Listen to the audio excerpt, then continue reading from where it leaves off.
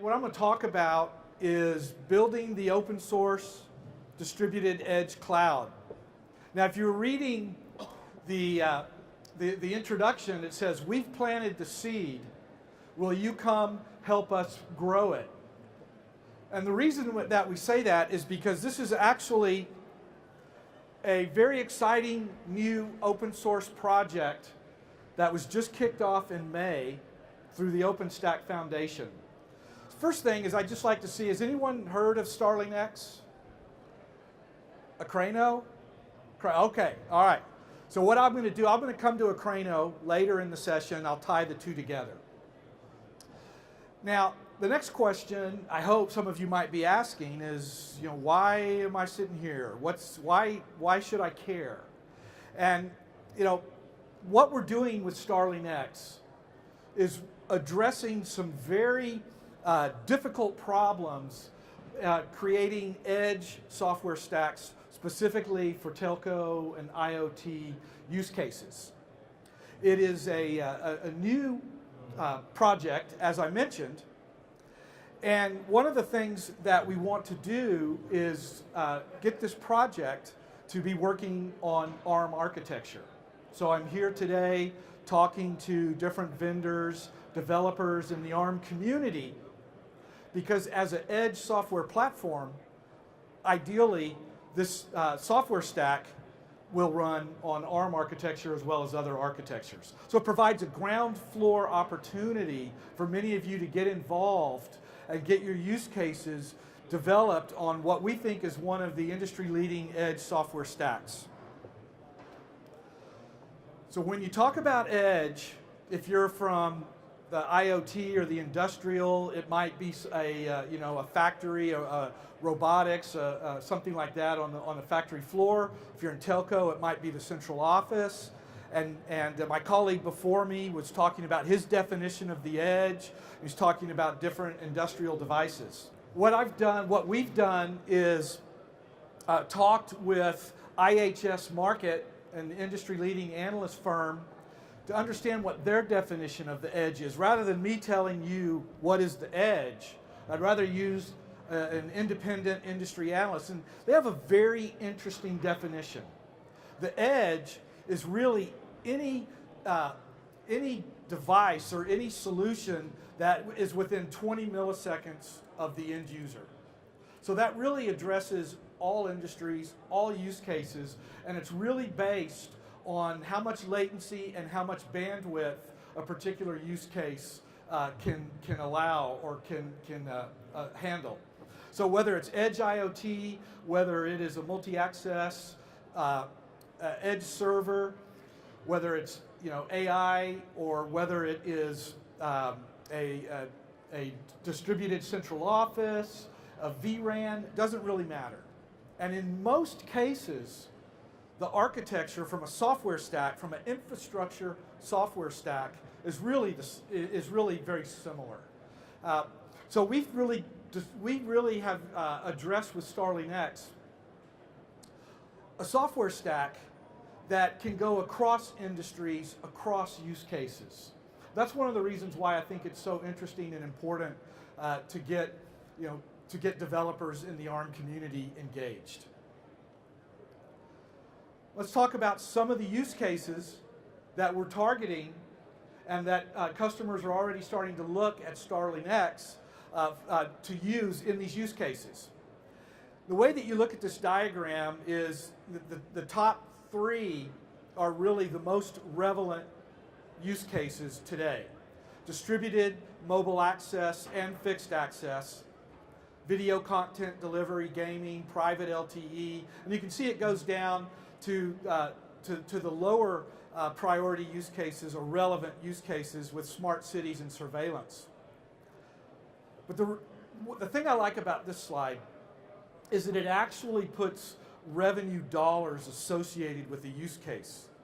Because a lot of people like to talk about smart cities, smart parking lots, smart parks, but where's the revenue in that, right? As a consumer, are you going to pay money to walk through a park that has smart streetlights? I'm not going to pay money for it. It's a cool application, but If you are a gamer, you're going to pay money for a gaming platform. You're going to pay money to stream local content. And so that's why those use cases are higher priority and more relevant than some of the others. But all of these are use cases that StarlingX is targeting and working with the community. So let's talk a little bit about the architecture for a distributed edge. So you can see here what we're doing with StarlingX is creating a distributed cloud architecture that can scale from a mini data center that might be located in a central office, might be located in a regional headquarters, might be located in a little mini data center somewhere, down to what we call the regional edge clouds, which could be in telco, it could be a POP. In industrial, it could be the factory itself that then manages many different automation, robots, or whatever. And then there could be actual individual servers. It could be thousands of these servers deployed, and it could be PLCs or controllers in a factory. Could be universal CPE servers in an enterprise. Could be servers attached to base stations in telco. All of those are good, solid use cases for a distributed edge cloud. And so, as I said at the beginning, there's really a lot of commonality, regardless of industry or use case. All of these require fast, reliable, and secured services that can scale from thousands of units at the far edge to perhaps 10 or 20 units at the mini data center area. And so you can see again some of the primary use cases, whether it's multi-access edge, vRAN, industrial, and so on. Now one of the challenges in delivering this kind of distributed edge architecture is the control plane and how heavy, because when you're creating a cloud, you have to have controllers, you have to have control services, things like security, logging, storage, high availability, redundancy, and things like that. But you don't want to put all of that footprint down at the far edge where you have thousands of servers. You want a much smaller, lightweight footprint there. So the scalability of the control plane and the compute should scale higher as you get to the data center, more towards the core, if you will, than at the edge. Another challenge with creating this distributed cloud is management and automation. And you don't want to have a lot of management and control all the way down at the far end. So you want things to be as autonomous as possible. You want to have most of the distributed services and the control in a centralized location. So these are some of the challenges that we're working with. This is another view of this same type of architecture, expanded a little bit, so you can see that at the controller side, at the centralized site, you'll have a set of shared services. In OpenStack parlance, that means things like Horizon for your single pane of glass, Glance, Keystone for security services, your Glance pools for storage, and things like that that'll be more centralized. And then you have a very simple, lightweight network, an L3 network, that can go out to your different subclouds. Those subclouds might be VMs, they might be containers, might be bare metal. Shouldn't really matter. What really matters is the workload and how you distribute and provision that workload from the centralized servers, the centralized cloud, down to the edge clouds and the edge servers. So this is the architecture that we are starting to work on for StarlingX. But there's a lot of challenges. with doing this. If it was easy, it'd already be done, right? But the orchestration of a federation of edge platforms. So what I mean by that is all those hundreds or thousands of servers might be different vendors, could be different architectures, could have different local management. So federating and orchestrating all of those from a centralized location is one challenge. And automating that. The tools to develop the edge applications, manage their life cycles, the placement constraints. Some of the servers may have low memory, low core. Other servers may have a lot of memory. They may have hardware accelerators, things of that nature. Of course, security as well is critical. And then scalability, as I've showed, to support large data center type clusters all the way down to potentially single servers with a very small footprint. So there's a number of challenges in the industry when you're building this edge infrastructure stack. And there's a lot of consortia and initiatives and organizations that are trying to solve this problem. At one time, I was sitting down with a colleague of mine at one of the recent industry events, and we counted something like 24 different consortia, work groups, organizations working on edge.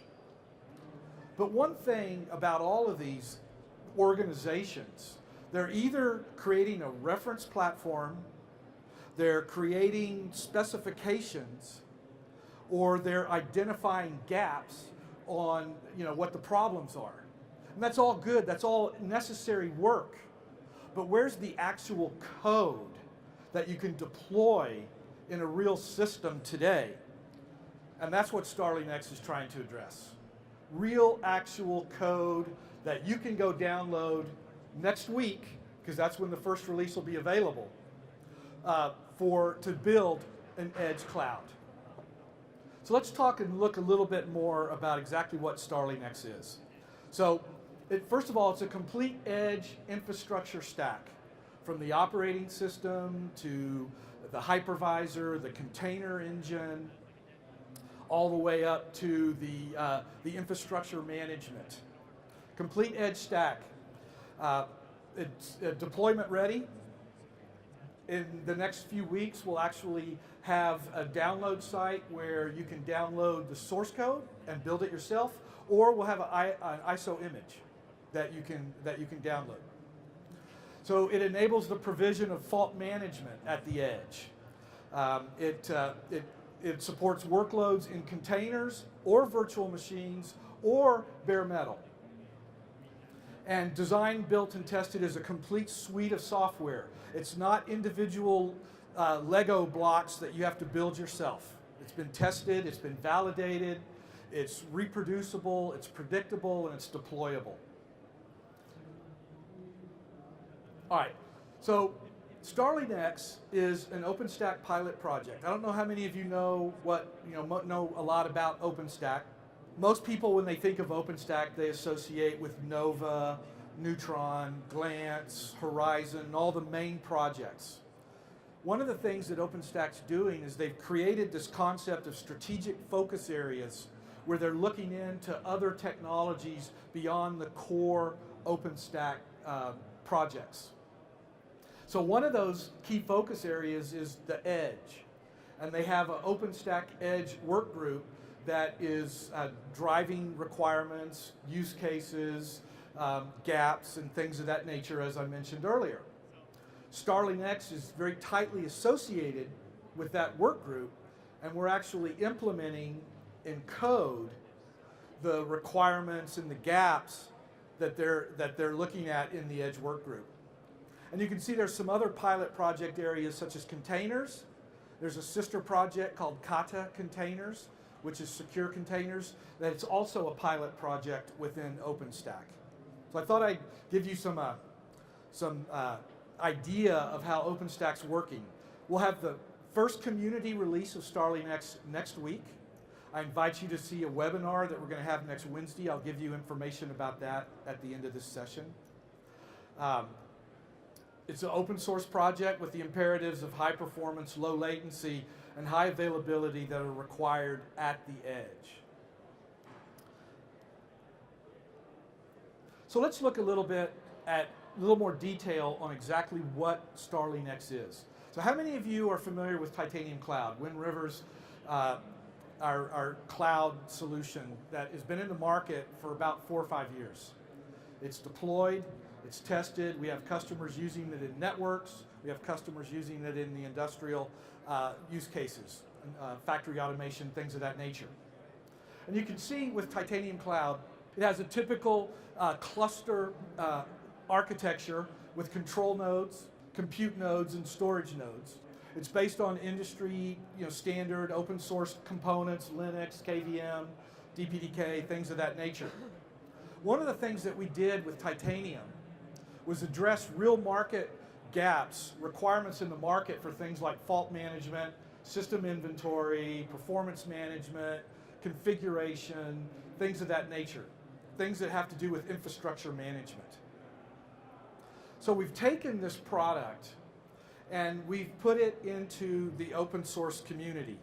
And we've taken those components and we've created what we're calling the StarlingX services: configuration management, fault management, host service management, and so on. And then together with the other open source components from OpenStack, from other open source communities, such as Linux, KVM, Ceph for storage, Kubernetes for containers, we've created a complete software stack. All in open source, all available today. So let's talk about, one more quick comment. These StarlingX services we call the flock. Starling, the flock. And so there's 6 services, set of 6 services. And those services, as you can see here, provide fault management, alarm and logging, configuration management, how to discover the different devices that are on the network in the cluster, software management, the ability to do software upgrades, software patches, corrective patches, as well as upgrading the entire software system. As well as infrastructure orchestration, which really brings high availability and management of VMs, containers, software patching, and so on. So these are really the core components of StarlingX today. It's scalable, and at the far edge, where you have a very small footprint requirement, we've combined the compute function, the control function, the storage functions, all into a single server. So you essentially have a complete cloud stack in one server. Now, if you need redundancy, then we have a redundant set of 2 servers that could be deployed. You can imagine where this could be deployed in factories, in different multi-access edge environments where you have to have constant availability. If you are doing AR or VR, the last thing you want is for your system to fail, in the middle of that experience. All the way up to multiple servers in a cluster that could handle hundreds of different servers.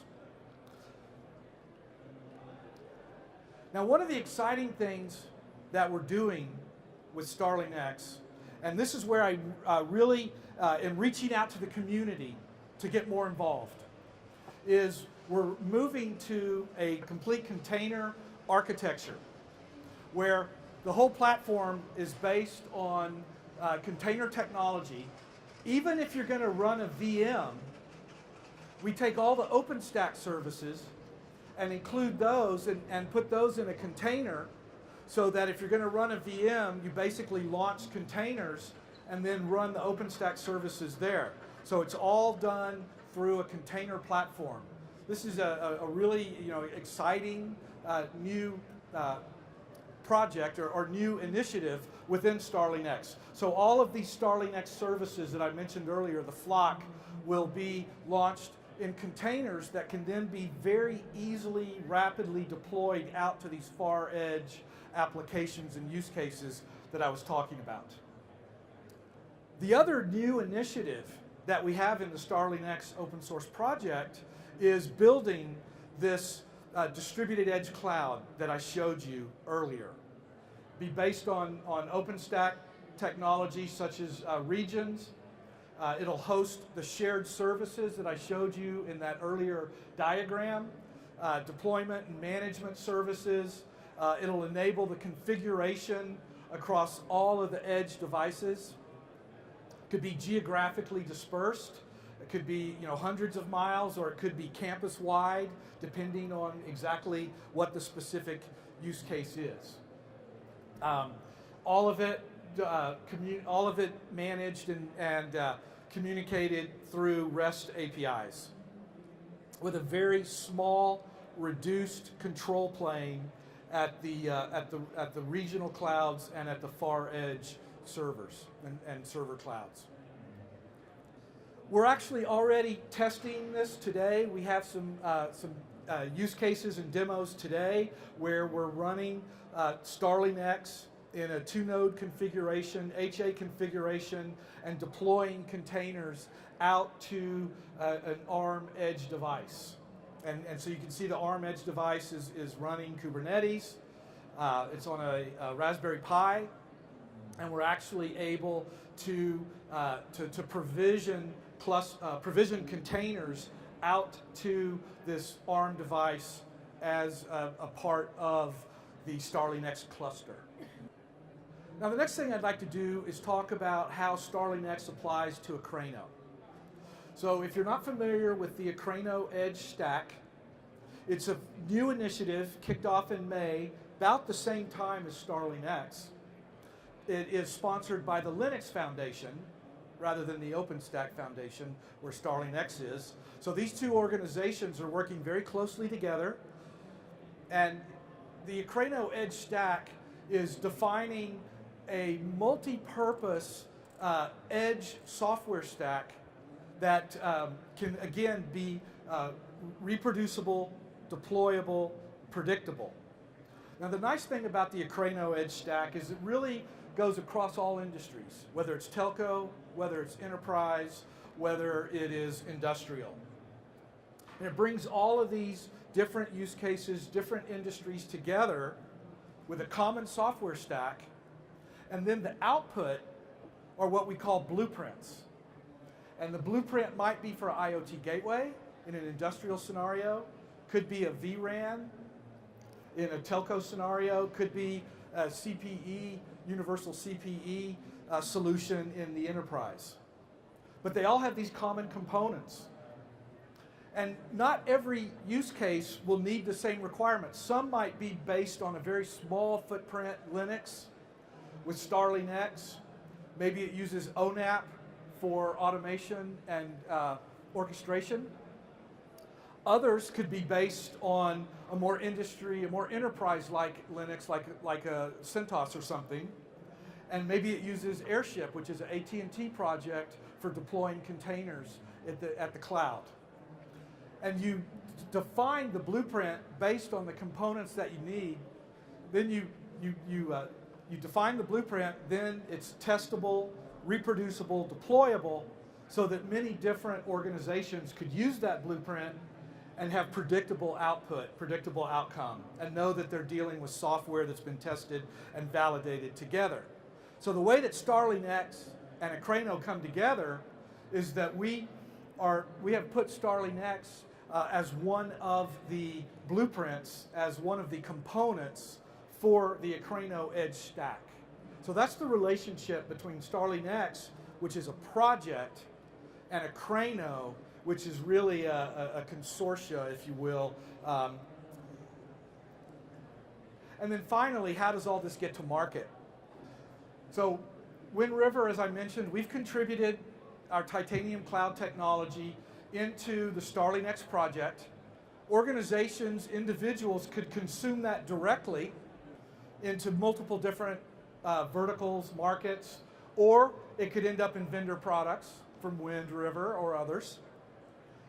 But it could also go through the Edge Akraino stack into these blueprints and be consumed that way through different ways, such as an industrial OEM who might want to use an Acrano blueprint to build a factory automated software stack, as an example. So there's a lot of different ways that you'll see StarlingX, Acrano get into the industry, into the community. Finally, what I'd like to do is invite you to join the community, get involved in the community. We're launching the first release next week, as I mentioned. There'll be a webinar next week, Wednesday, the 24th at 8 o'clock Pacific time. If you're interested, please come see me at the Wind River booth, or you can go to acrano.io or starlingx.io. Sign up for the mailing list, get involved in community meetings. So with that, I would like to thank you, apologize for the slight disruption. Thank you very much.